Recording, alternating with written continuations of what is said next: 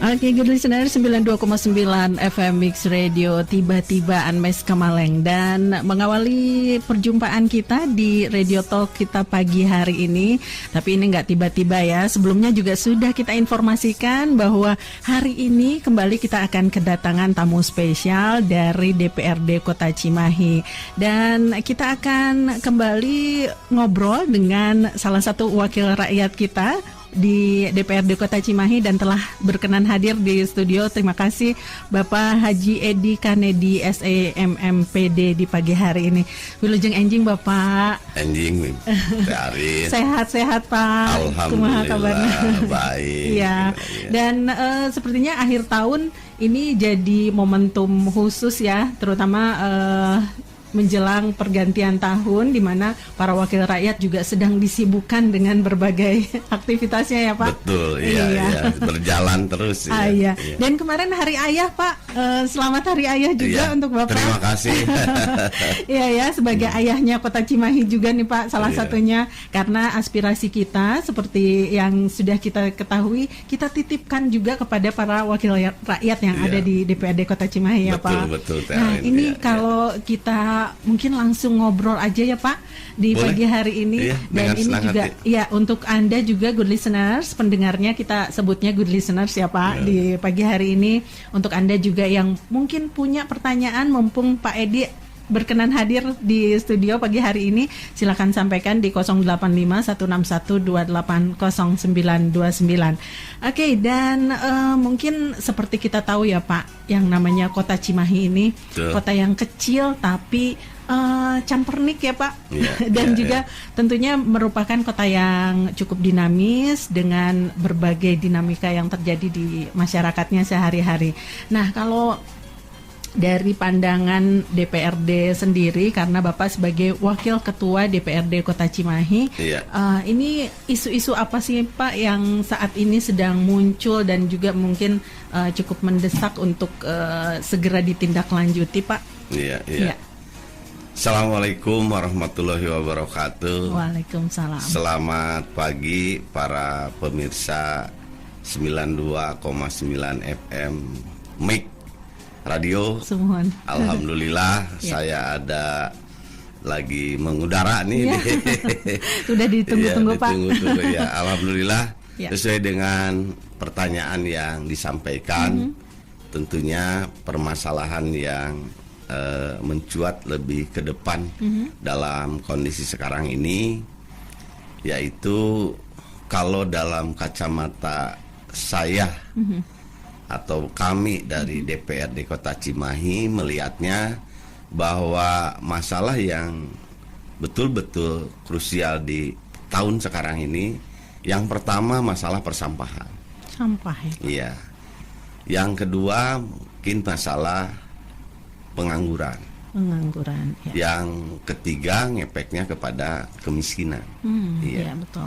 Itu ada kekhawatiran dari kami sebagai wakil rakyat yang duduk di DPRD Kota Cimahi dengan melihat kondisi real yang sekarang ini.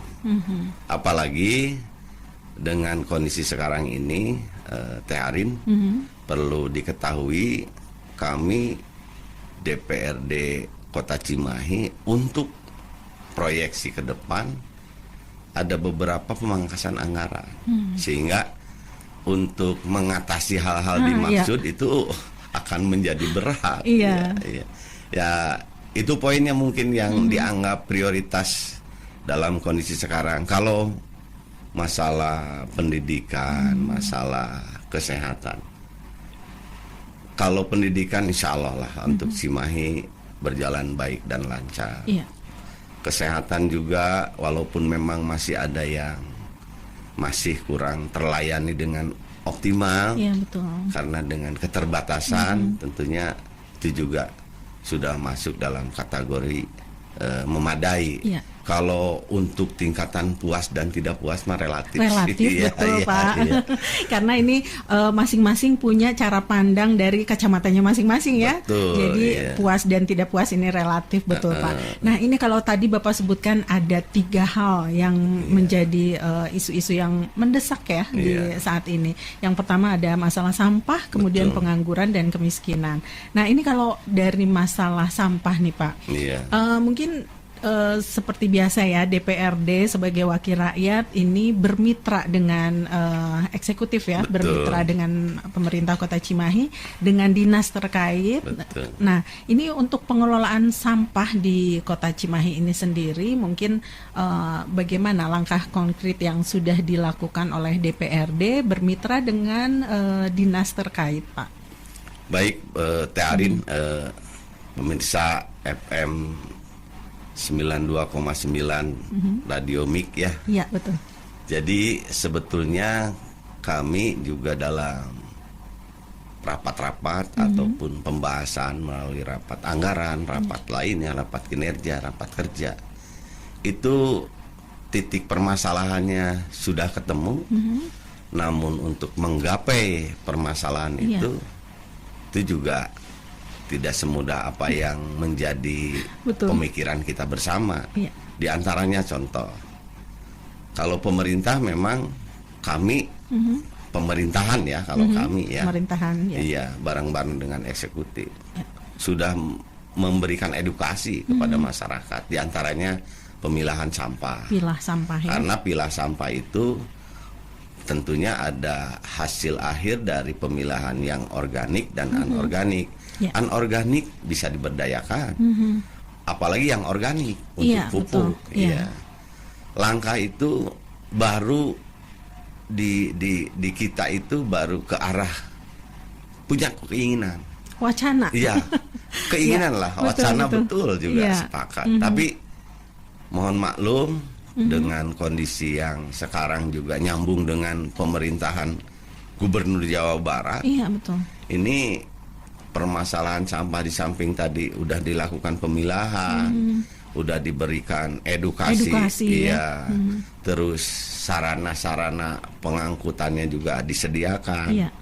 Namun dengan ada aturan yang mengatur terkait dengan lokasi TPA terakhir, pembuangan terakhir nih Mbak Arin, ini ada sedikit permasalahan. Di antaranya dipersempit karena tadi dengan adanya pemilahan tentunya yang anorganiknya bisa dioptimalkan oleh masyarakat, yang organiknya dengan catatan bisa gaya seperti gaya lama itu apakah dikubur timbun atau kubur bahasa saya tuh. Jadi mandiri ya masyarakat juga. Tetapi dengan lahan yang sempit tetap masih jadi kendala. Tentunya PR kita semua, walaupun tadi cara-cara atau tatanan infrastruktur yang menunjangnya juga memang belum optimal.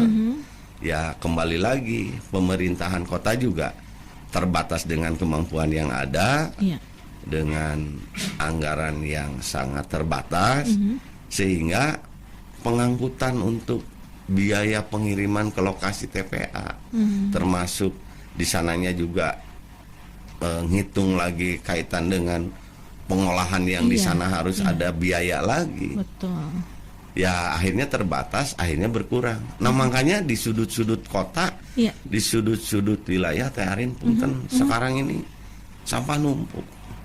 Saya sedih sebetulnya. Iya betul Pak. Karena bukan hanya kerja saya loh, pimpinan DPRD, namun ini kerja bersama. Susah kalau melihat kondisi real sampah yang begitu banyak dan begitu lama, karena udah jeda sampai ada yang sudah 2 minggu.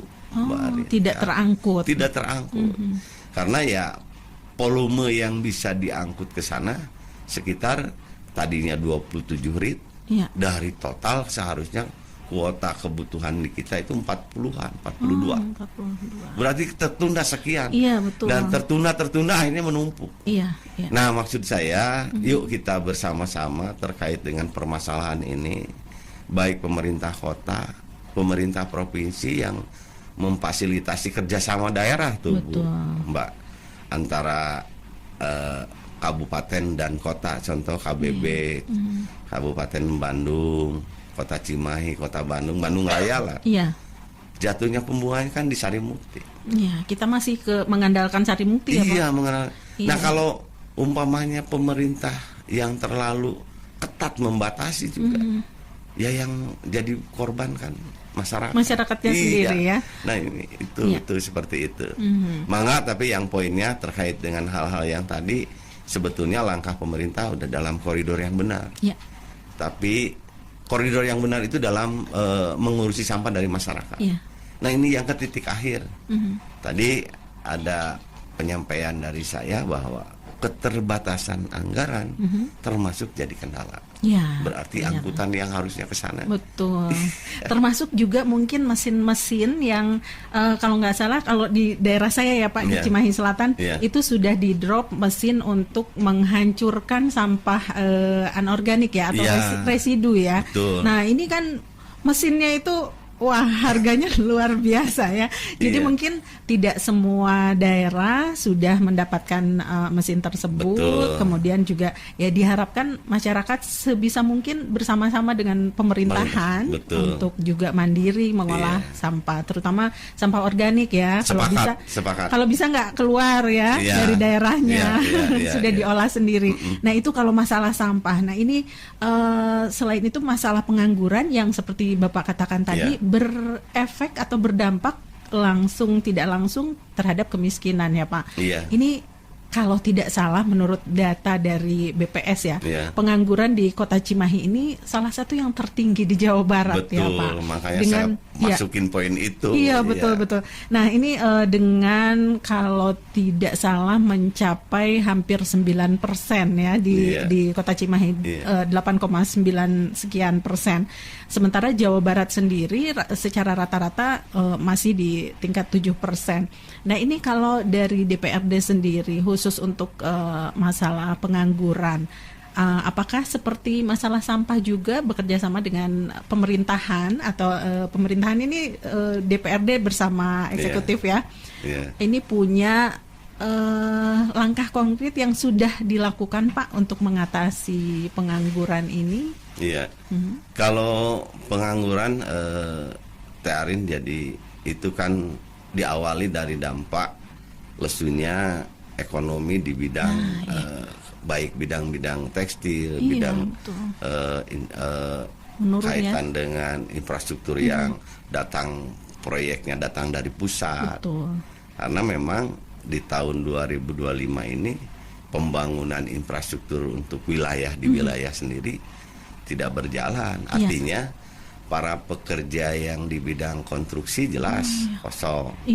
Terus yang bekerja di bidang tadi industri tekstil dan lain sebagainya, karena Cimahi terkenalnya tekstil. Hampir semua, jangan semua, hampir beberapa gitu pabrik yang notabene di tahun-tahun sebelumnya eksis, banyak yang PHK.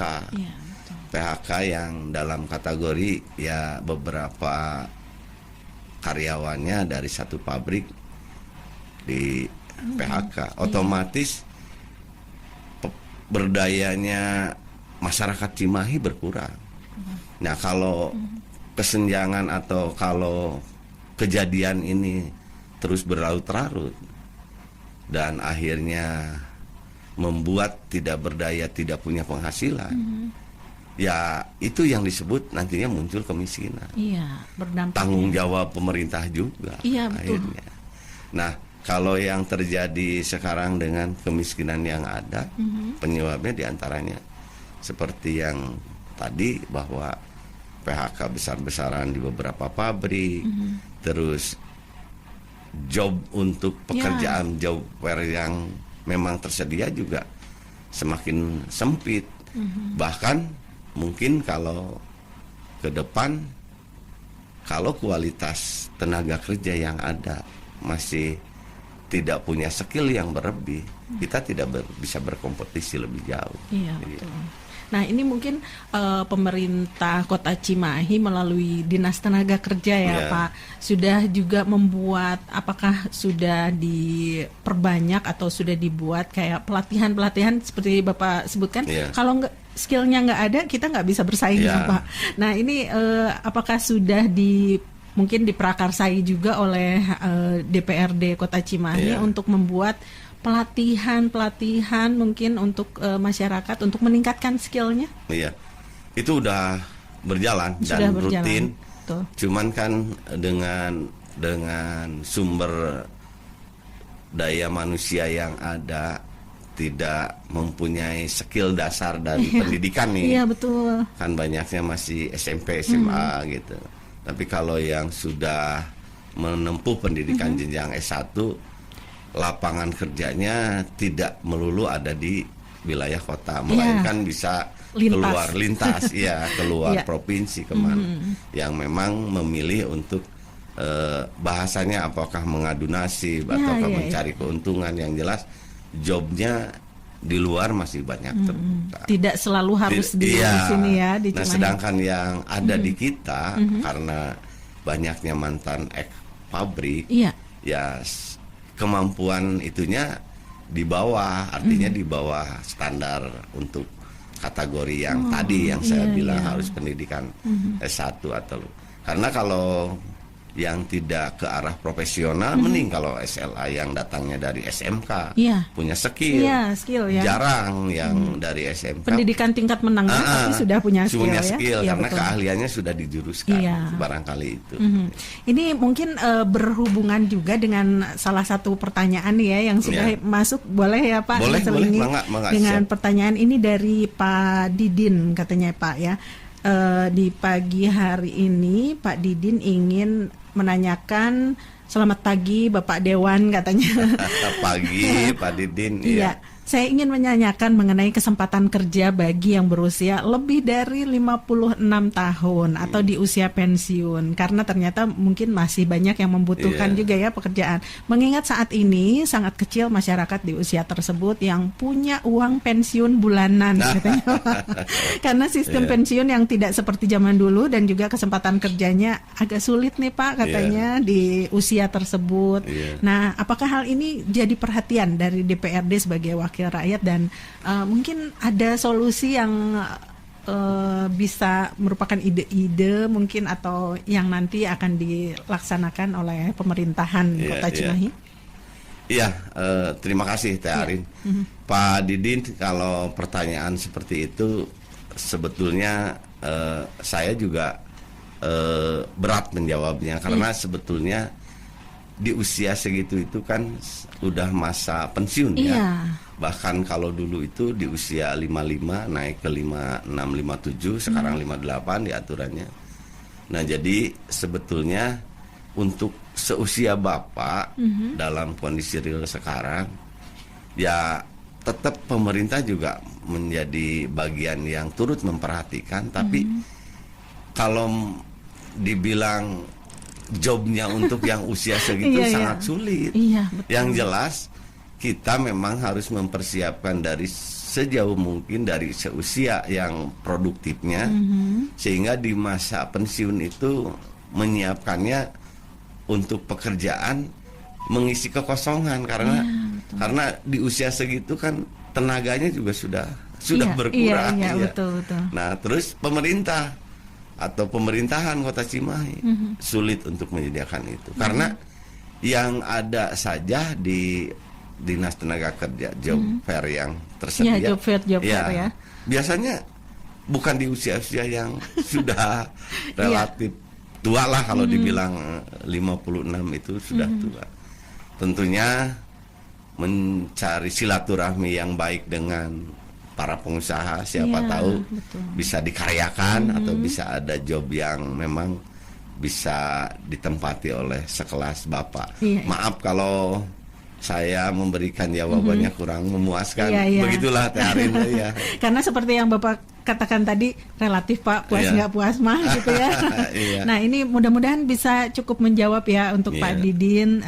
Ini di Cimahi mana nih ya, pokoknya di Cimahi katanya Pak. Iya. Nah ini mungkin berkaitan juga dengan kalau tidak salah peraturan Menteri Tenaga Kerja yang di tahun 2025 ini yang di lowongan kerja tidak boleh mencantumkan batas usia, tetapi ada pengecualian untuk industri-industri yang memang membutuhkan karakteristik khusus di usia produktif ya. Nah ini mungkin salah satunya juga pemberdayaan biar masyarakat juga bisa berwirausaha mungkin ya Pak. Betul. Arahnya mungkin ke sana kita nebaknya. Pak, kalau untuk UMKM nih Pak, mungkin untuk para wirausaha di masyarakat, ini DPRD juga sudah cukup memberi lahan gitu untuk para UMKM biar bisa lebih berkembang mungkin di Kota Cimahi Pak. Iya. Tentunya dengan dinas terkaitnya Perindag Perindag. Itu sudah memberikan ruang, sudah memberikan fasilitas termasuk pelatihan, pendidikan, sarana sarana dalam bentuk yang memang kita mampu. Artinya ada tempat-tempat tertentu yang boleh digunakan oleh UMKM untuk berusaha berusaha.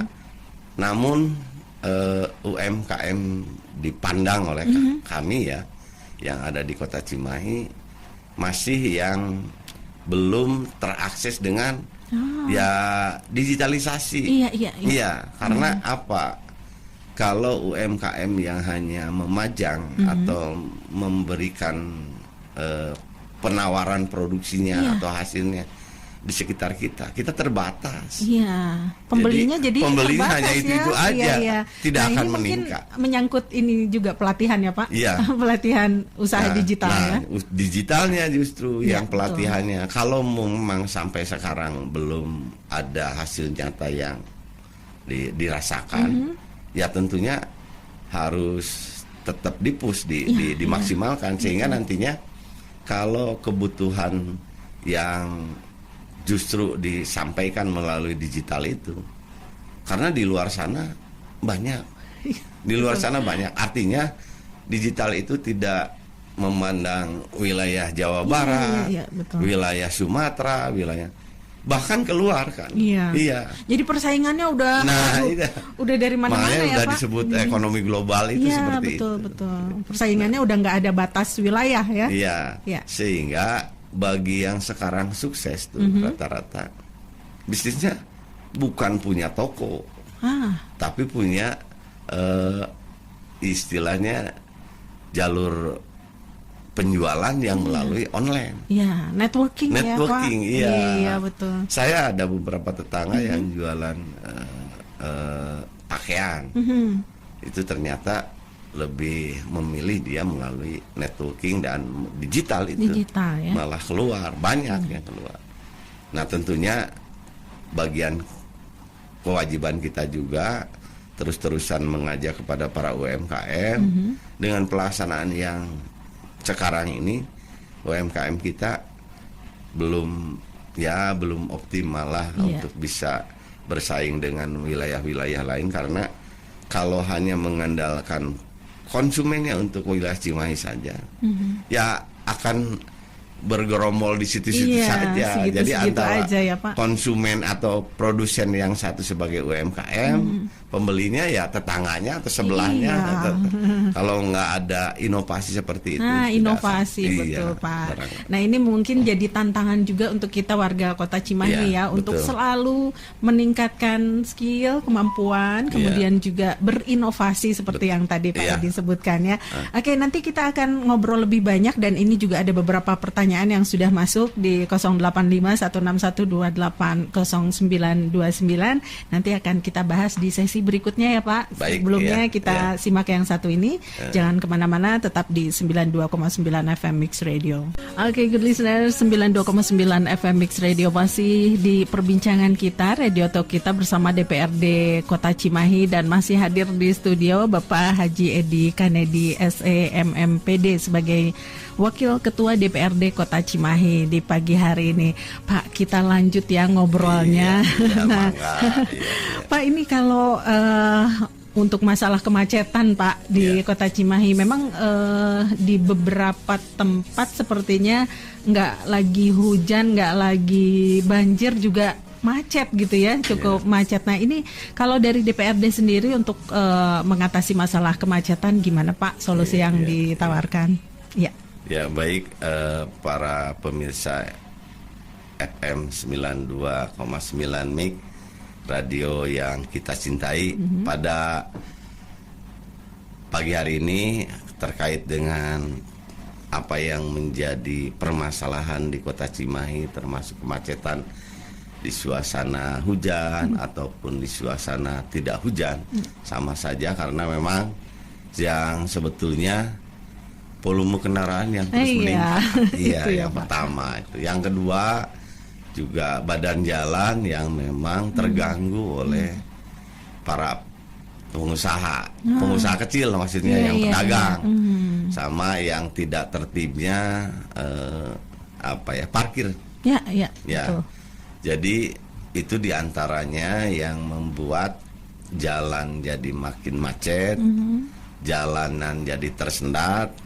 Di samping kalau hujan, termasuk ada sumbatan air yang menggenang jalanan. Yang pertama terkait dengan permasalahan kemacetan, tentunya pemerintah Kota Cimahi harus berpikir menertibkan. Yang pertama menertibkan terus-menerus, jangan pernah lelah, jangan pernah berhenti untuk terus mengingatkan kepada masyarakat. Sehingga kalau yang sebagian di jalan-jalan utama yang kemarin disebutnya jalan arteri atau jalan yang jelas itu ada tindakan dari dinas terkait. Jika ada kendaraan yang parkir pada jam-jam kesibukan, itu digemok atau diderek, diangkut. Itu tentunya solusi yang baik yang dilakukan oleh pemerintah Kota Cimahi atau dinas yang berhubungan, dinas Dishub Tapi juga harus terus dikembangkan ke wilayah-wilayah yang dulu mah disebutnya yang daerah CBD itu. Oh, apa itu Pak? Ya, maksudnya daerah-daerah yang sentranya. Nah, sekarang harus dikembangkan ke wilayah yang justru ada aktivitas yang berhubungan pasar, yang berhubungan dengan terminal kecil atau pangkalan. Nah, karena banyak kendaraan yang memanfaatkan saat penumpang berhenti yang tidak seharusnya. Nah, angkot beberapa unit menunggu para penumpang pada jalan yang seharusnya di situ kosong. Contoh di sekolahan. Sehingga kemacetan memang harus kita benahi yang sekarang masih ada. Tentunya mengingatkan baik kepada para pengemudi untuk angkutan umum, untuk angkutan pribadi ataupun motor atau yang lainnya. Sehingga nanti kita bersama-sama memetakan badan jalan itu ya leluasa untuk dimanfaatkan oleh para pengguna jalan. Jangan sampai ada umpamanya sekolah, kan kita suka lewat jalan Sudirman, di situ angkotnya bahkan dua baris, dua baris nutup akhirnya. Nah, yang lewatnya banyak sehingga terjadilah kemacetan. Terus langkah yang mau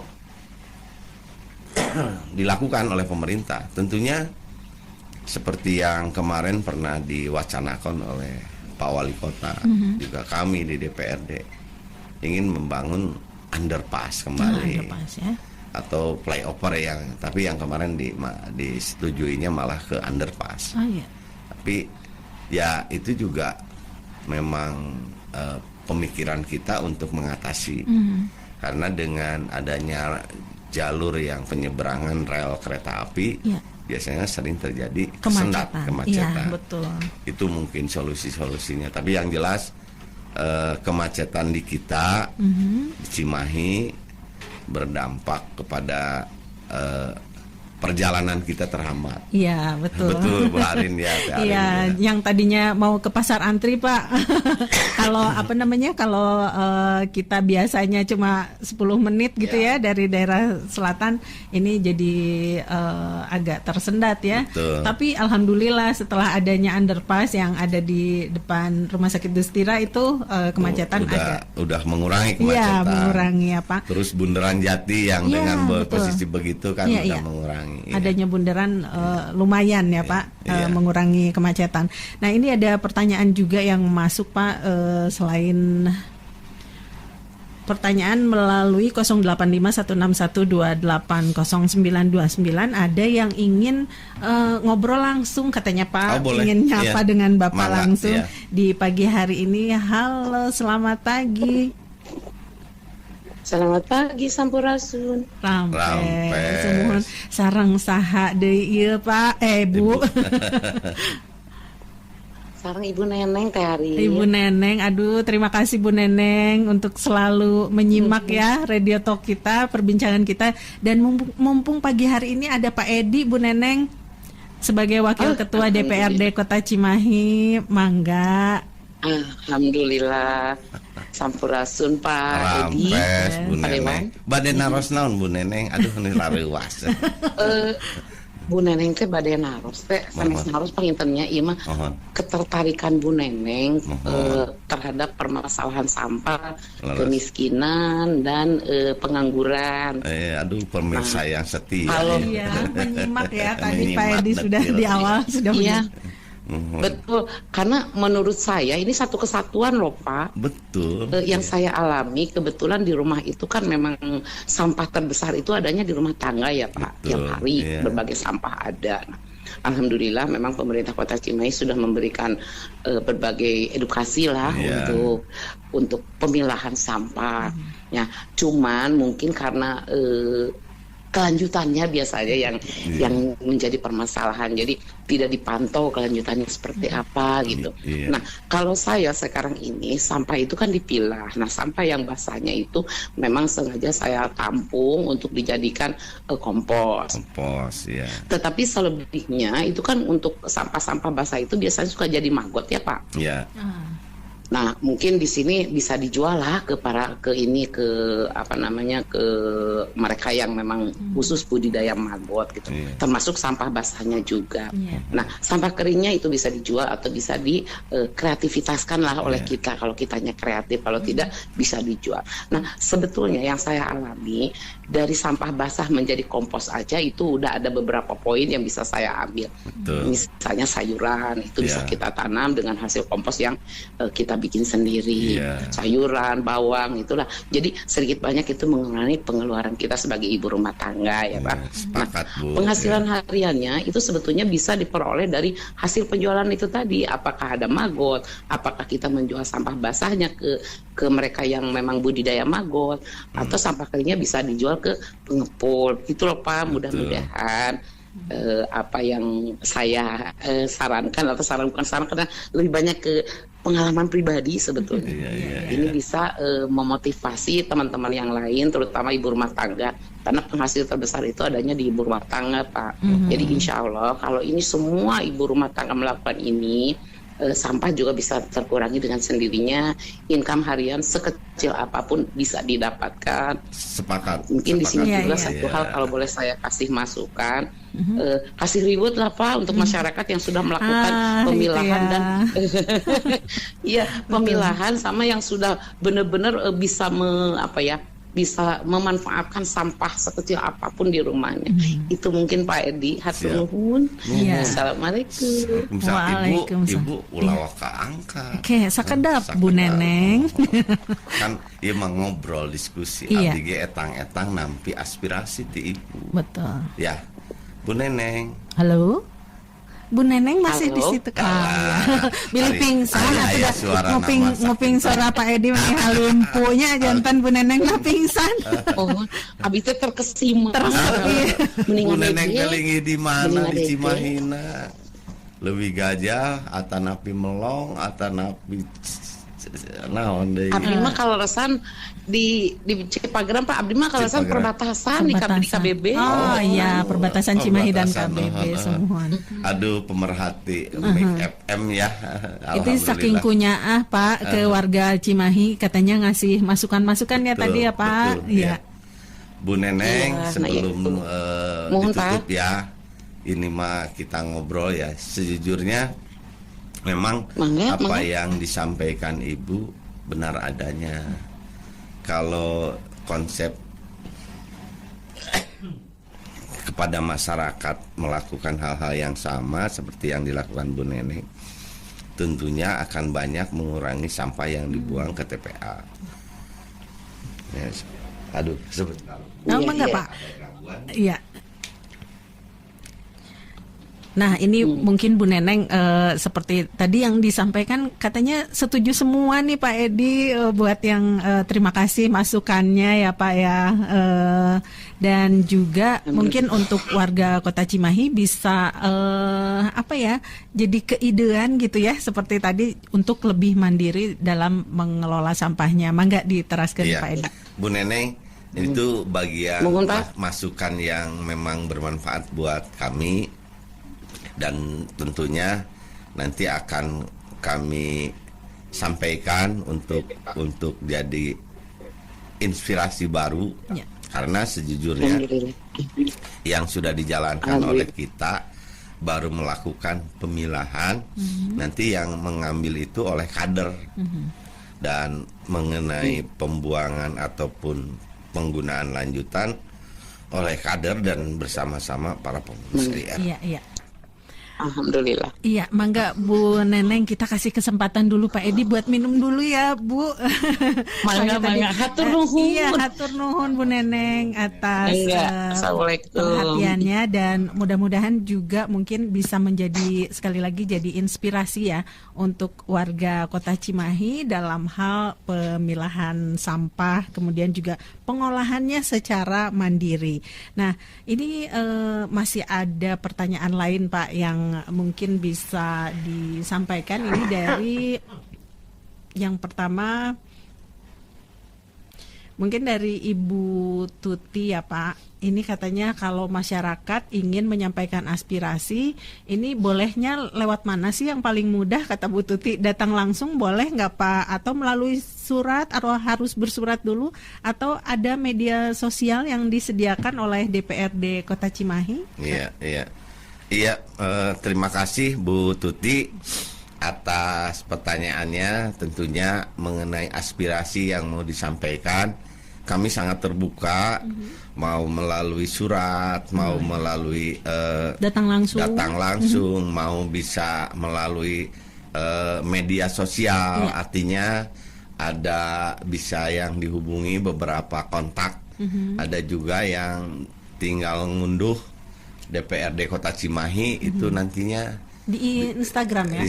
Di IG ada. Iya, berarti DM-nya boleh kita pakai untuk ini berkomunikasi itu. Ya, jadi Bu Tuti jangan khawatir kalau menyampaikan aspirasi itu, kami sangat terbuka dan tentunya aspirasi apapun akan kami terima. Mampu tidaknya untuk menindaklanjuti aspirasi dimaksud tentunya bagian kami yang nanti akan melakukan pengolahan, memasak, artinya melakukan apa saja yang memang bisa dilaksanakan seperti itu. Iya. Terima kasih Bu Tuti. Iya. Ini ada pertanyaan kembali dari Pak Rizwan Pak, dari Cimahi juga Pak. Wilujeng Enjing Bapak katanya. Iya, Enjing Pak Rizwan. Iya. Apakah DPRD bisa membantu untuk mendorong pembangunan fasilitas umum seperti taman atau lapangan olahraga katanya di tiap kelurahan? Karena anak-anak main di jalan nih Pak, kalau nggak ada lapangan. Bisa nggak Pak DPRD misalnya bekerja sama seperti tadi ya dengan dinas terkait untuk menyediakan atau memperbanyak fasilitas umum untuk mainnya anak-anak terutama Pak? Iya, dengan lahan yang sempit tentunya jadi PR kita. PR di antaranya yang tadi anak-anak yang malah memanfaatkan badan jalan dipakai untuk bermain. Nah, aspirasi yang bentuk seperti itu tentunya ada, Pak, tentunya ada. Namun apakah bisa keakomodir atau tidak? Yang pertama, aspirasinya disampaikan bisa melalui jalur, melalui RT RW yang nantinya dibahas di Musrenbang. Oh iya. Iya, nantinya kan warga menyampaikan Pak RT, Pak RW kebutuhannya Pak. Iya, ini. Nah, nanti di Musrenbang juga dibahas oleh para pengurus RT dan pemerintah kelurahan seperti itu.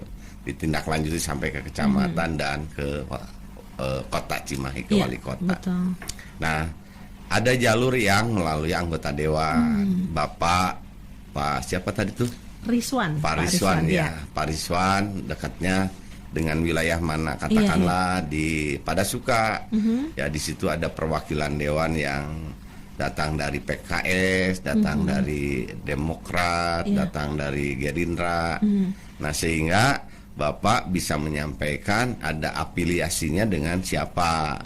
Nanti kami bawa dalam bentuk pokir, pokok-pokok pikiran anggota dewan yang nantinya disatukan dengan hasil musrenbang saat ada musrenbang di kota Cimahi. Nah, usulan itu adalah bagian yang menjadi aspirasi dari pokok-pokok pikiran anggota dewan. Karena saat kita melakukan pembahasan dengan pemerintah kota Cimahi, permohonan itu, aspirasi itu ditindaklanjuti untuk dimasukkan ke sistem SIPD. Oh iya. Untuk sistem informasi pembangunan Cimahi ya. Nah, itu jalurnya. Jadi hanya yang kami tahu hanya 2 jalur, kecuali Bapak langsung ke Pak Wali Kota, ke Pak Wakil Wali Kota. Itu kalau dulu disebutnya jalan tol, sekarang mah lewat jalan bus gitu karena lebih cepat. Lebih cepat lagi ya. Itu teh hari ini ya. Tapi mumpung kita sudah mempercayakan nih terhadap kepada wakil-wakil kita di DPRD, jadi manfaatkan ya jalur yang tadi ternyata bisa melalui anggota dewan di wilayah Bapak Rizwan sendiri ya, mungkin betul. Nanti akan diwujudkan atau dicantumkan dalam pokir, kemudian juga nanti dibahas di Musrenbang bersama-sama, iya di tingkat kota ya. Nah mungkin Pak Rizwan harus bersiap-siap nih melalui RT RW-nya dulu ya, kebutuhan di daerahnya apa, kemudian juga bisa nanti disampaikan dan dibahas di Musrenbang ya. Nah ini satu lagi, ini dari Ibu Dian Pak, katanya Ibu Dian. Ibu apa Bapak ya? Ini Assalamualaikum Pak Wakil, katanya banyak warga yang belum dapat bantuan sosial padahal layak katanya. Nah apa langkah DPRD untuk memperbaiki pendataan dan juga pengawasan dari bantuan-bantuan yang ada? Iya.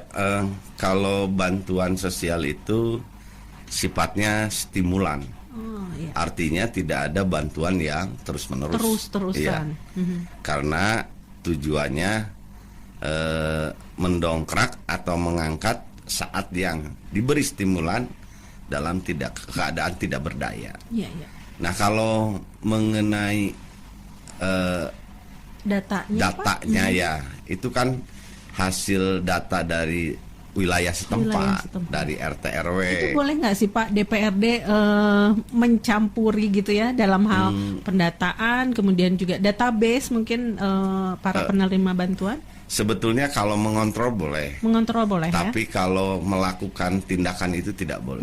Karena intervensi maksudnya. Ya sudah ada kewenangannya masing-masing. Kami hanya 3 fungsi kewenangan loh. Iya.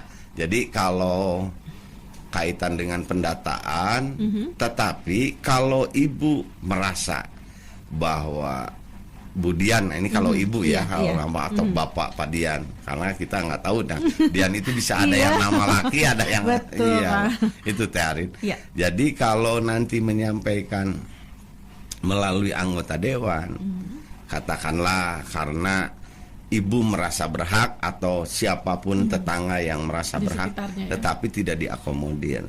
Itu disampaikan di curhatan ya masyarakat melalui anggota dewan.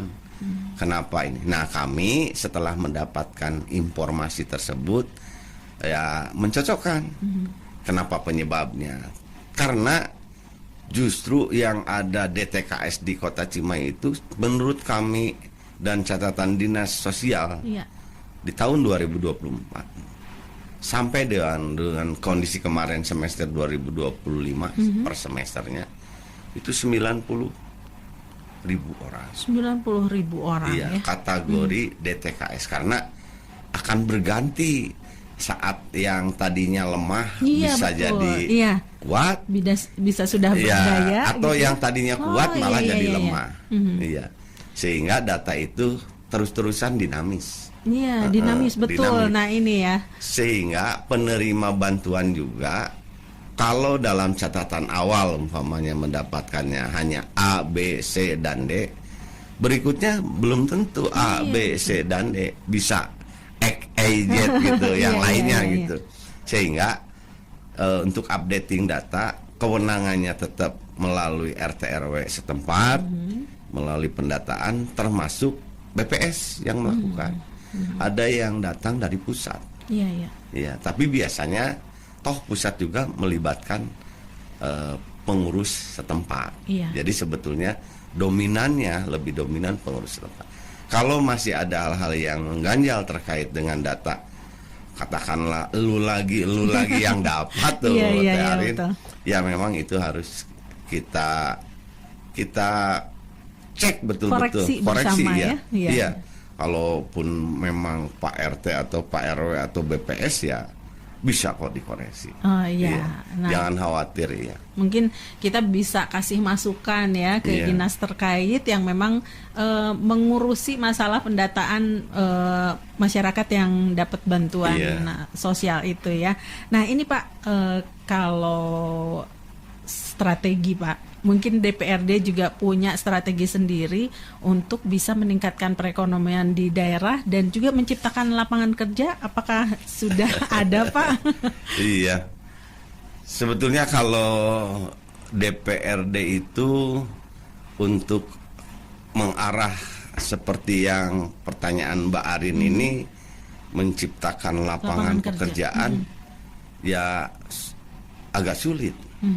Iya. Karena ini pemberdayaan dari masyarakat sendiri ya kayaknya kalau menciptakan cuman langkah-langkah yang ditempuh oleh pemerintah tentunya dari pemberdayaan itu dengan membangun UMKM yang kuat itu kan betul. Ke arah sana. Nantinya jadi kemiskinannya atau penganggurannya meningkat, merubah, naik gitu, jadi turun gitu maksudnya. Turun, tapi para pelaku usahanya meningkat gitu. Nah itu akhirnya bisa meningkatkan seperti itu. Terus kalau tadi juga di samping perekonomian juga menciptakan lapangan kerja, ya pekerjaan yang selama ini linknya dengan pemerintah pusat, toh sekarang itu udah berbasis digital ya. Betul, jadi kami hanya bisa menyampaikan tuh di Anu lagi ada lowongan kerja gitu ya. Atau job fair mungkin. Nah seperti itu, dinas tenaga kerja juga terbuka. Tetapi ya tadi lagi kembali dengan potensi dan kemampuan yang kita punya itu memadai atau tidaknya seperti itu. Ya, mudah-mudahan bisa cukup menjawab ya untuk Anda yang sudah, terima kasih sudah menyempatkan diri untuk bertanya di 085-161280929 maupun melalui media sosial kita di Instagram, di DM Instagramnya kita di 929 Mix Radio. Dan gak kerasa Pak, kita sudah sampai di penghujung perbincangan kita di pagi hari ini. Cukup banyak yang kita bahas, kemudian juga banyak yang kita obrolkan di pagi hari ini. Tapi kayaknya belum cukup Pak. Jadi kalau lain waktu Bapak diundang kembali untuk ngobrol dengan pendengarnya Mix Radio, boleh ya Pak? Iya tentu, insya Allah ya siap dengan senang hati. Iya. Nah untuk sebagai penutup boleh Bapak sampaikan mungkin harapan Bapak sebagai Wakil Ketua DPRD untuk masyarakat Kota Cimahi dan juga untuk daerah ini, untuk Kota Cimahi ini sendiri dalam 5 tahun ke depan, Pak. Mungkin silahkan disampaikan. Baik, Teh Arin, terima kasih. Selama tadi udah diskusi banyak. Nih di penghujung saya ingin menyampaikan kepada seluruh masyarakat Kota Cimahi, pemirsa MIK FM 92,9 yang ada di Cianjuang, kantornya, tentunya kami mengharapkan kita bersama-sama mewujudkan Kota Cimahi ke depan lebih baik, lebih maju, lebih dinamis dalam artian tidak begini-begini saja ya, terus berkembang gitu. Apa yang harus kita lakukan di saat program-program pemerintah yang sudah digulirkan? Tentunya kita harus saling support. Yang kedua, kegiatan-kegiatan yang berhubungan dengan kepentingan masyarakat, sampaikan. Kepentingan masyarakat itu tentunya banyak, dan kalau disampaikan selama pemerintah mendapatkan masukan-masukan itu, tentunya akan direspon oleh pemerintah Kota Cimahi, baik melalui jalur DPRD ataupun melalui jalur pemerintah Kota Cimahi. Di antaranya ada dinas-dinas yang terkait yang selalu menerima apa yang menjadi pengharapan kita agar Cimahi ke depan lebih maju, lebih sejahtera, betul. Ya, termasuk kitanya juga lebih nyaman, lebih aman, dan seluruh kegiatan di Kota Cimahi diharapkan kondusif sehingga kita dalam berkehidupan di Kota Cimahi mendapatkan kenyamanan, keamanan, kemudahan, bahkan fasilitas-fasilitas yang kita harapkan bisa didapat. Tentunya kita semua harus bekerja sama, harus guyup. Kalau bercerai-berai tentunya nggak bisa. Itu Barin yang bisa saya sampaikan. Alhamdulillah, ini cukup banyak ya harapan yang mungkin sudah disampaikan oleh Pak Edi sebagai Wakil Ketua DPRD untuk membuat Kota Cimahi menjadi kota yang tentunya maju, dan jangan lupa untuk saling support, kemudian juga sampaikan kalau punya kepentingan, kemudian juga kita bisa bersama-sama ya Pak, karena katanya kalau nggak guyub, kalau dilakukan sendiri-sendiri sulit ya Pak.